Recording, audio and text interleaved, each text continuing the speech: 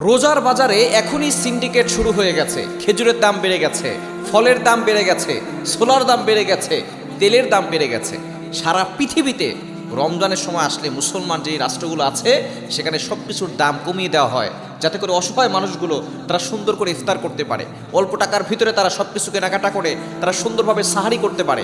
কিন্তু দুঃখজনক হলেও সত্য, আমার এই সোনার বাংলাদেশে ব্যবসায়িক ভাইরা যারা আছেন সকলে কিন্তু সমান না, ভালোও আছে খারাপও আছে। কিন্তু কিছু ব্যবসায়িক ভাইরা এমন রয়েছেন যারা সিন্ডিকেট তৈরি করে, যারা রমজান মাসে সব কিছুর দাম বাড়িয়ে দেয়। মানুষ খেজুর দিয়ে ইফতার করবে, ইফতার করার সুযোগ নাই। 1 কেজি সর্বনিম্ন খেজুরের দামই হচ্ছে এখন 600 টাকা কেজি। চিন্তা করেন, যারা গরিব মানুষ আছে তারা খেজুর দিয়ে ইফতারও করতে পারে না, যারা সাধারণ মানুষ আছে, অসহায় মানুষ আছে, তারা খেজুর দিয়ে ইফতার করতে পারে না। অথচ খেজুর দিয়ে ইফতার করা হচ্ছে সুন্নাহ। তারা কিভাবে তারা খেজুর দিয়ে ইফতার করবে? অনেকের ঘরের ভিতরে মুড়ি, শুধু মুড়িও জোটে না, আর আমরা সব কিছুর দাম বাড়িয়ে দিচ্ছি। এই রমজানের এই সিন্ডিকেট বন্ধ করতে হবে, বাজারের সিন্ডিকেট বন্ধ করে দিতে হবে। অবশ্যই যারা ব্যবসায়িক ভাইরা আছেন, রমজান মাসে আপনার এই ব্যবসা বন্ধ করেন, রমজান মাসে এই সিন্ডিকেট বন্ধ করেন। রমজান মাস হচ্ছে রহমতের মাস, রমজান মাস হচ্ছে মাগফিরাতের মাস, নাজাতের মাস।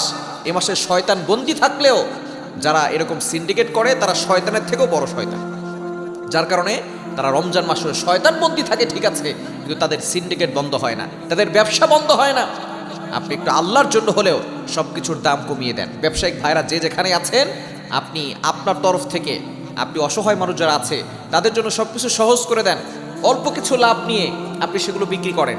ছোলা আপনি অল্প লাভ নিয়ে বিক্রি করেন, আপনি খেজুরটা অল্প লাভ নিয়ে বিক্রি করেন, তাহলে এই অসহায় মানুষরাও তারা খেজুর দিয়ে ইফতার করতে পারবে। সে শুরুটাই, রোজা যে ইফতার করবে শুরুটাই যাতে করে খেজুর দিয়ে করতে পারে।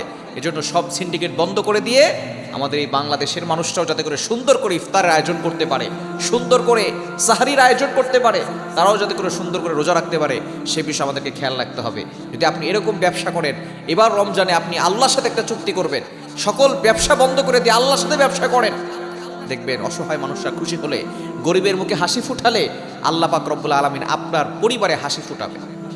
এজন্য আমরা অনেকেই নিজেরা ভালো খাবার খাই, ইফতারের সময় ফল আয়োজন করি, বিভিন্ন ধরনের ফল থাকে, বিভিন্ন ধরনের বিরিয়ানি আমরা দিয়ে সুন্দর করে ইফতার করি। কিন্তু আমাদের প্রতিবেশী অনেকে আছে, তরমুজ তারা দামের কারণে কিনতে পারে না, তরমুজের সিন্ডিকেট শুরু করে দেয় রমজান মাসে, ফলের সিন্ডিকেট শুরু হয়ে যায়।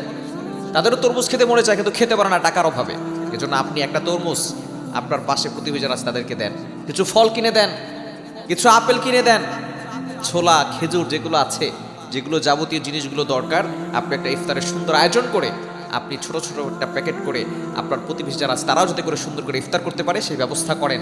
আল্লাহ তাআলা রোজাদারকে ইফতার করালে আল্লাহ তাআলা আপনাকে জাহান্নামের লিস্ট থেকে আপনার নামটা কেটে দিবেন, এবং রোজাদার ইফতার করে যে সওয়াব পাবে সেই সওয়াব আল্লাহ তাআলা আপনার আমলনামা দিয়ে দিবেন। এজন্য আসুন এবার রমজানের সকল সিন্ডিকেট বন্ধ করে দিয়ে আমরা আল্লাহকে খুশি করাই।